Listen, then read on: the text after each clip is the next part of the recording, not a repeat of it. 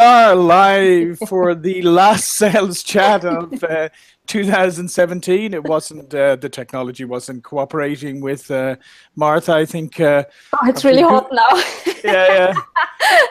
Google Hangout has already started its holidays. Its vacation, holiday vacation. So we had to wake it up again. As I said, this is the last sales chat of 2017. My name is John Golden from SalesPOP Online Sales Magazine and Pipeliner CRM.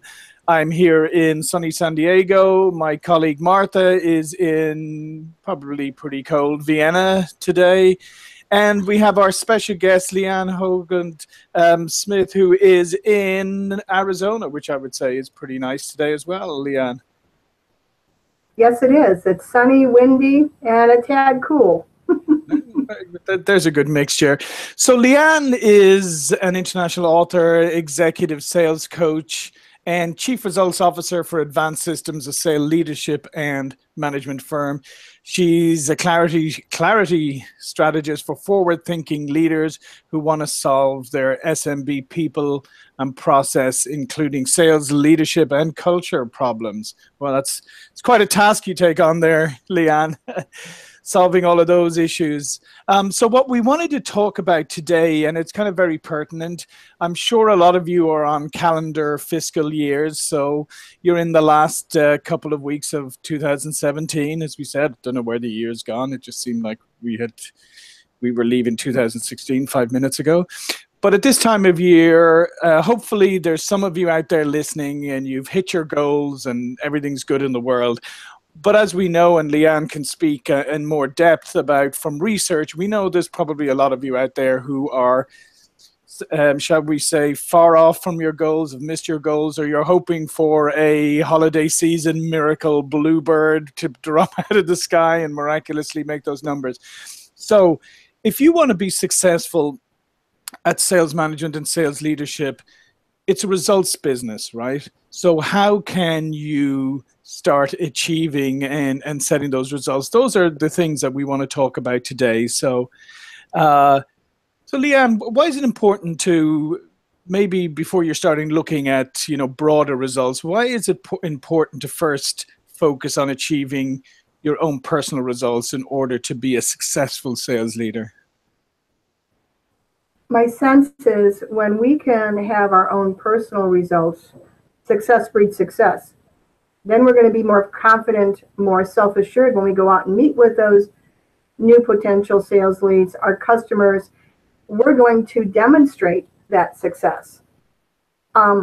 If we don't feel comfortable about our own success internally, whether it is sales, whether it's losing that extra 10 pounds, whatever it is, that's broadcast. I really believe subconsciously to the people we meet.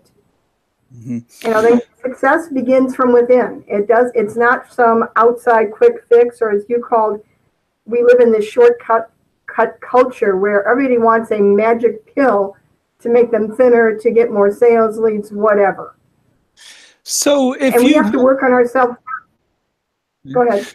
So if you have so if you have a lack of confidence in achieving your own results, right, no amount of faking it till you make it is really going to overcome that, is it?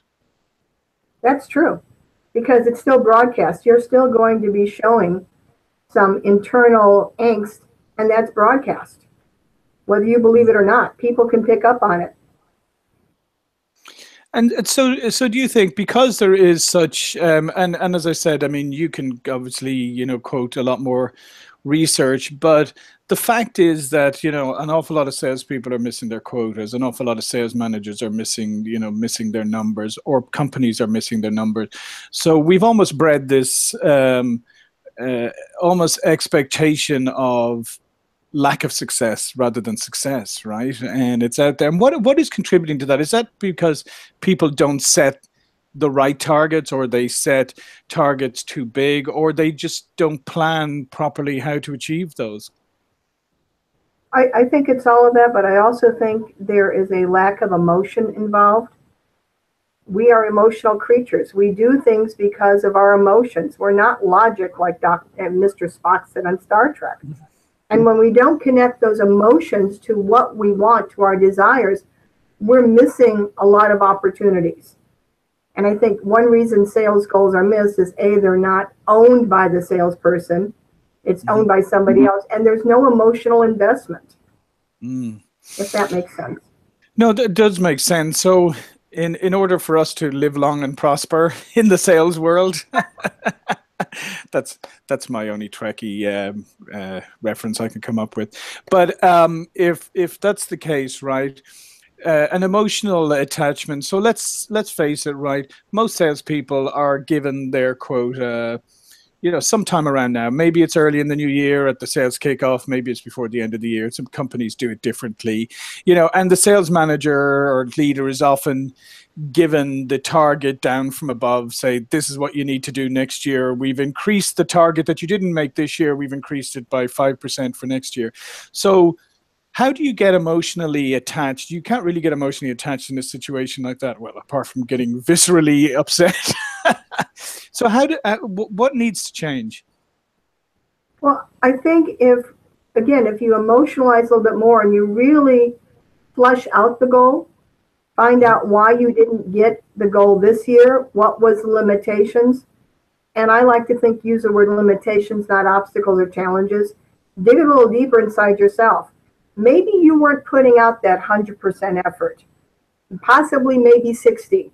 I mean, I've done a lot of reading and writing real estate sales. People are surprised about how few successful real estate people there really are, because many just look at it as a part-time job, easy money, and I don't have to work. Right. And so no wonder they don't make their goals. And then also part of it is because the culture, the leaders haven't demonstrated consistent behaviors. They allow people who don't make sales goals to continue, and they punish the people who are making the sales goals. This is insanity.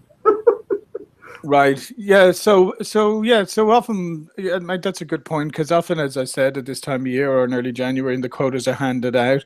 So if you, for instance, Leanne, you made 110% of your goal this year, then I'm going to go, fantastic. That was a great result. Now I'm going to increase that hugely because I want you to get even more. And the person who missed their goal by 25%, I'm going to reduce their goal next year by 25%.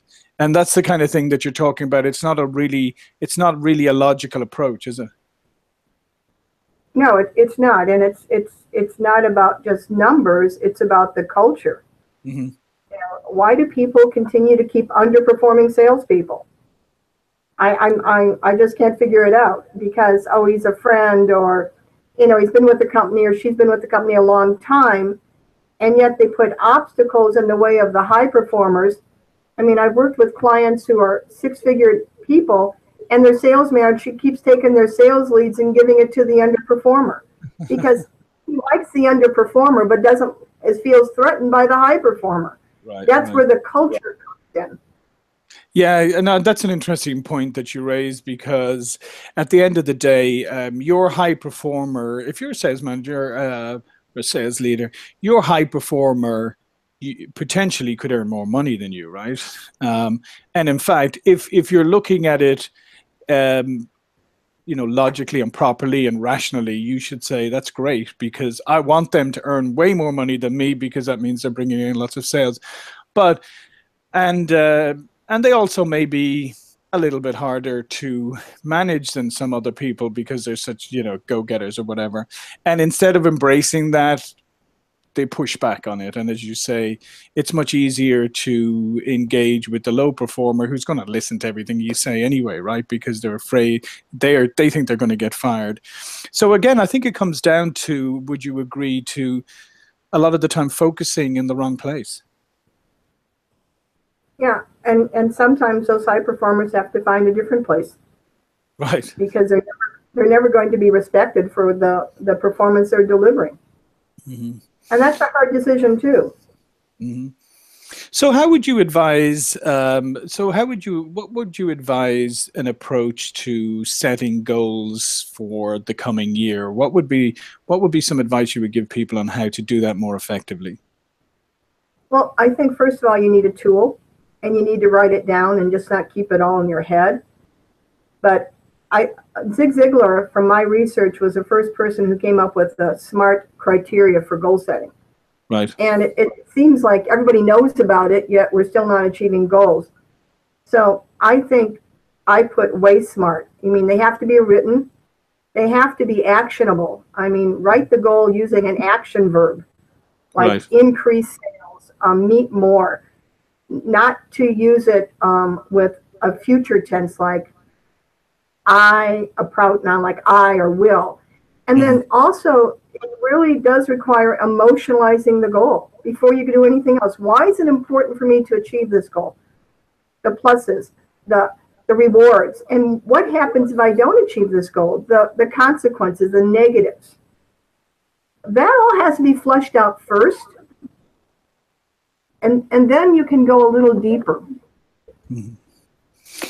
So, getting back to something you mentioned at the very beginning, right, about the personalization of this and taking ownership on yourself first, right? So we said, we often, goals are set, and in sales, we tend to look at the revenue goal as, we look at that far more than we look at any of the other goals, right? And then maybe the goals that are set, it's the sales manager every so often has to chase up with the salesperson and go, oh, well, let's check the other goals. How are you doing against those? How do we get to a situation where we're all looking at our own goals and measuring our own goals on an ongoing basis? Because it always seems that we look at those when somebody else is looking at them. This, I think, again, returns to a culture of collaboration. Instead of being competitors, is imagine this, you all sit together as a team and you start asking, what can I do to move us closer to this goal as a team? Mm-hmm. And I think that's really important because it's a team effort. And this is not the time to allow egos to get in the way. So what have you seen from the best sales leaders who are able to achieve, their goals and achieve their results on a regular basis? What do they do differently? The ones that really excel don't have goals.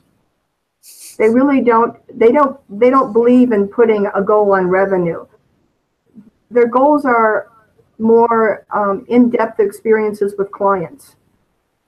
Getting a greater influence in the market. The money follows.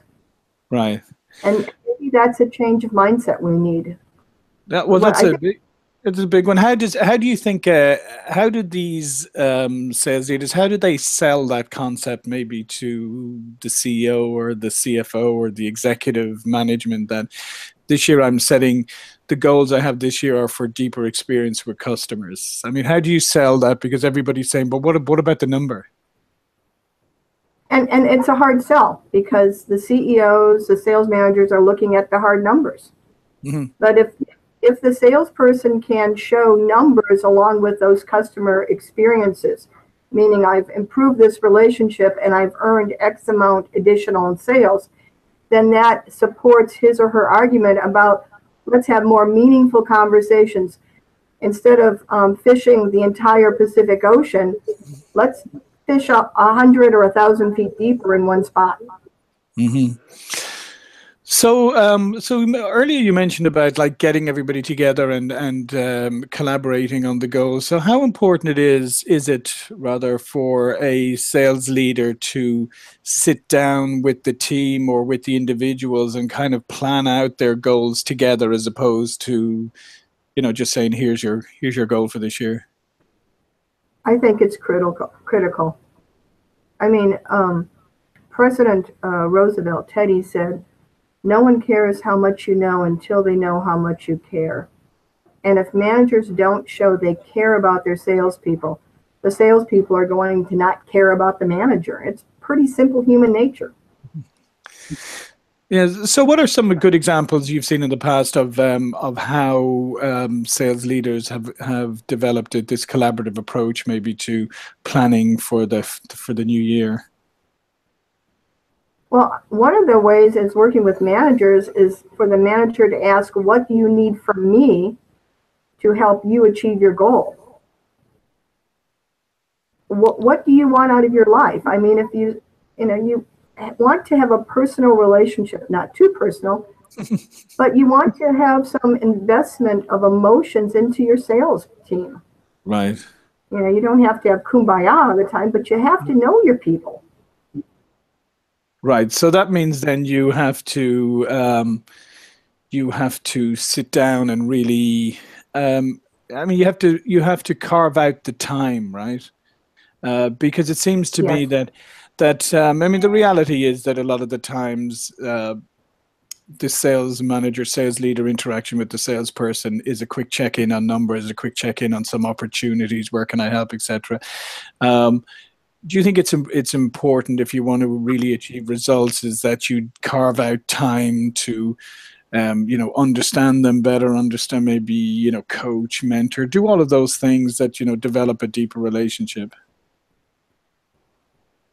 No, and one of my coaches said years ago, if you don't have the time to do it right, when will you have the time to do it over? Right. And I think many people on both sides of the fence, whether they're managers or sales professionals, fail to understand they waste a lot of time doing the wrong things. Yeah, so that's an interesting point. Let's talk about that. Let's talk about some of the common obstacles that and mistakes that are made when approaching both goal setting and building good, solid relationships between sales managers and salespeople. Okay. So what do you think some of the obstacles are to effective goal setting and effective relationship building?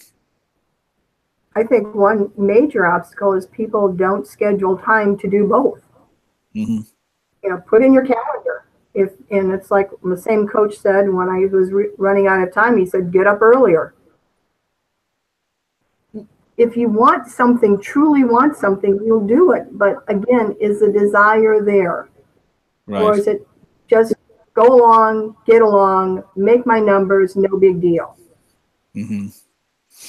So scheduling is because put it in your calendar, but I think putting it in your calendar is one thing, and that and actually doing it is another. Because when what happens a lot of the times is maybe sales managers will put aside time for coaching or for mentoring or whatever. They put it in the calendar, and it's the first thing that gets cancelled or moved, right? Because there's a fire to put out, and that really reinforces to the salesperson how important that is, i.e., it's not.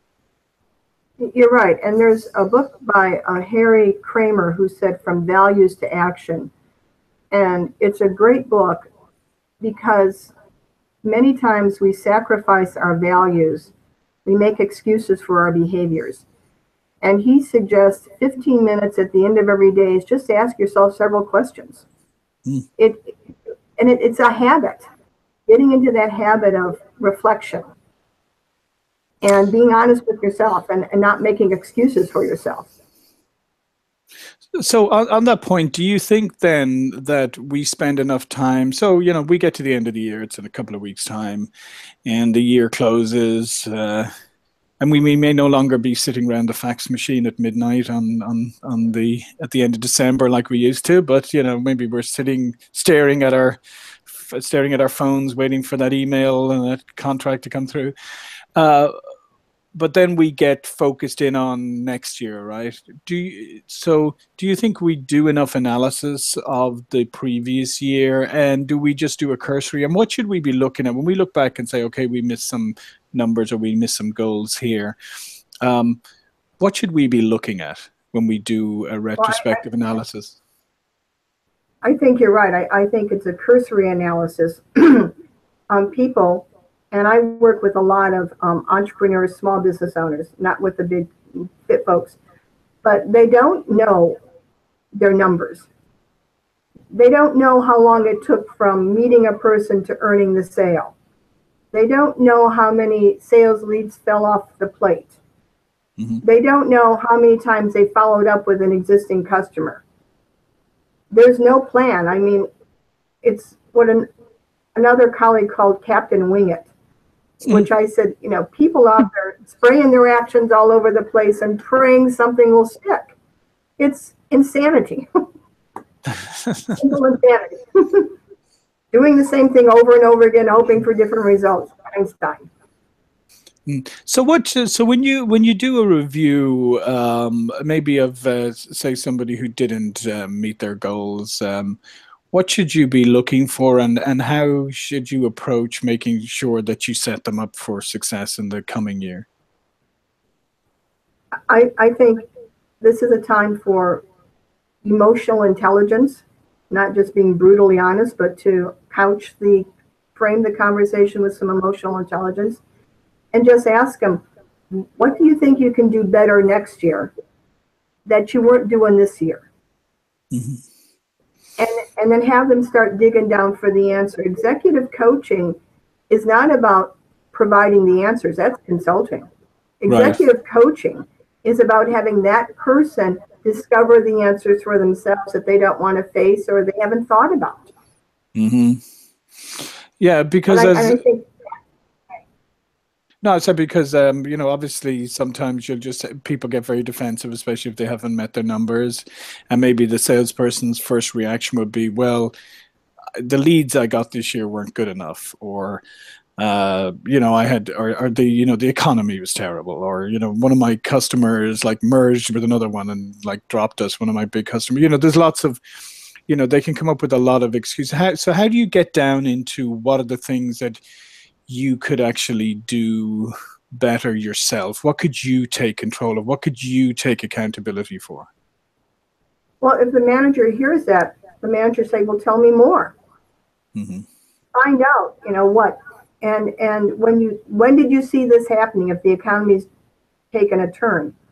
Did you talk to me about it? You know, I'm here to support you. Well, you weren't around. Okay, tell me more. To get into an actual dialogue. A dialogue is about building a relationship. And we don't have dialogues. We have isolated conversations that are disjointed and disconnected. That's my observation anyway. And I think another part is, I mean, when you talk about relationship building, and I think this also translates into relationship building with, you know, customers, etc. Is that, you know, we talked about the shortcut culture earlier. I mean, I think there's also another phenomenon that's the superficial. You know, we've become, and I think through social media and all of these other things, we've become very superficial in the relationships that we build. We just, you know, we think that, oh, we connect with somebody, we're a friend, we communicate on LinkedIn. That's a professional relationship. There you go. I've done my piece. So that part you're talking about, you know, relationship building and really understanding, that kind of runs almost counter to the culture that's pervading everything right now. I wholeheartedly agree with you. And this is why, you know, the talk about outside salespeople being non-existent salespeople, you know, dying like the dodo bird, it's not going to happen because people buy from people they know and trust. And those people who build the relationships of knowing and trusting are going to be successful. It's a slower process. It's not immediate self-gratification, but it has far more stability.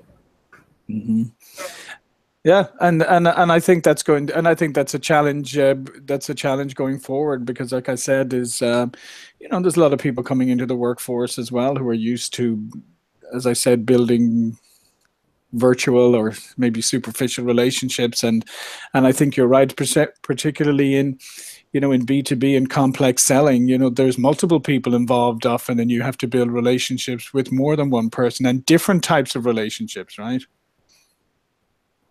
Yeah, one of my clients, amazing woman, her husband died, so she had to find a much more high income job and started selling, and she never sold in her life. And the guy who hired her, he says, well, you know, I need you to be my top number one. She says, I'll never be number one, but I'll be number 2 or 3. And she was making over 6 figures a year 20 years ago, and she only worked 20 hours a week. Wow.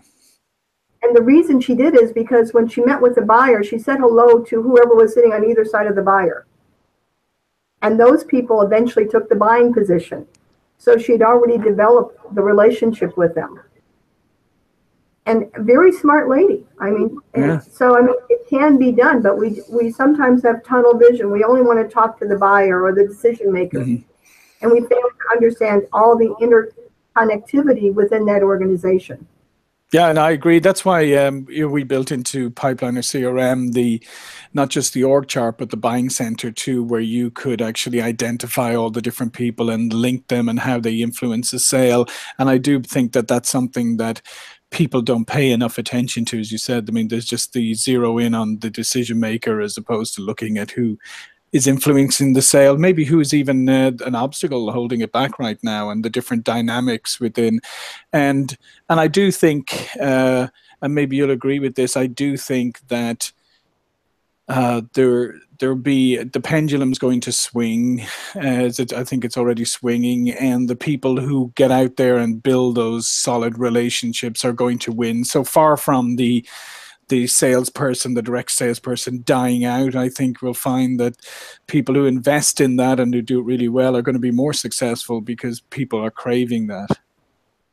Well, I agree, and I think hopefully what will happen is those in leadership positions, when they're faced with slowdowns, just won't, axe a certain group, the newcomers, and they analyze who's actually performing.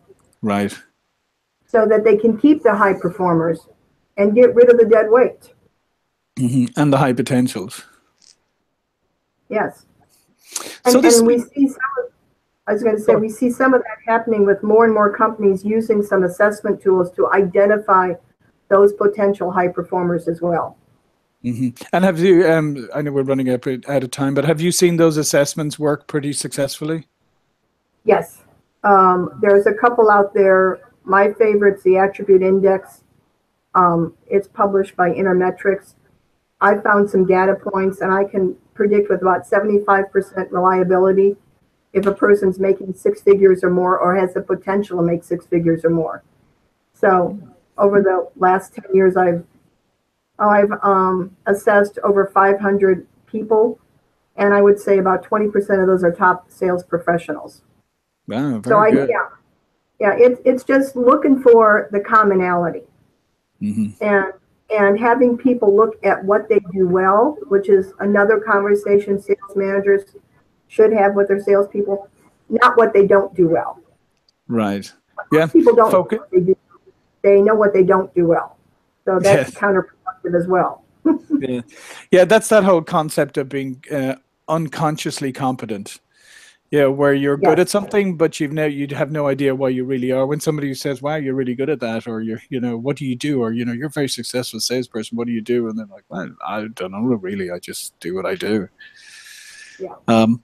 Okay, Leanne. In the last moments here, just like to ask you quickly for your power tip. What is it that you do every day to set yourself up for success? What do you, Leanne, do every day to set yourself up for a successful day? My first thought in the morning is gratitude to the Creator.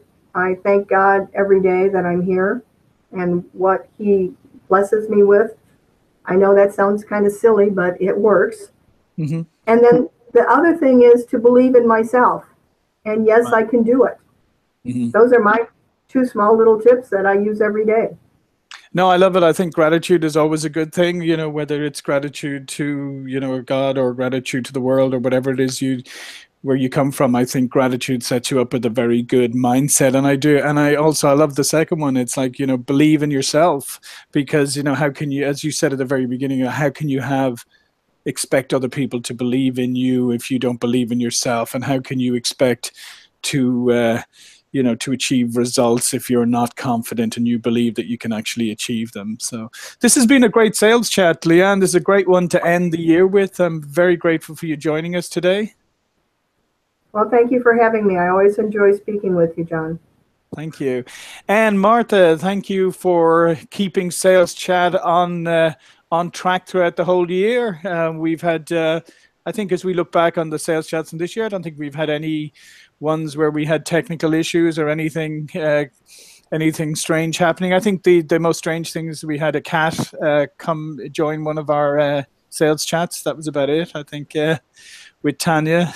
Other than that, it's been you're right. yeah. Other than that, it's been a great year. So listen, have a wonderful holiday season, Leanne. You too, Martha, and to all the people who have been guests on Sales Chat this year, and all the people who've tuned in, who've watched the videos, who've shared, who've commented on Twitter. We'd also like to thank you. Again, my name is John Golan from SalesPOP Online Sales Magazine and Pipeliner CRM, wishing you a great holiday season and a fantastic 2018. Bye. Bye. Bye. Merry Christmas.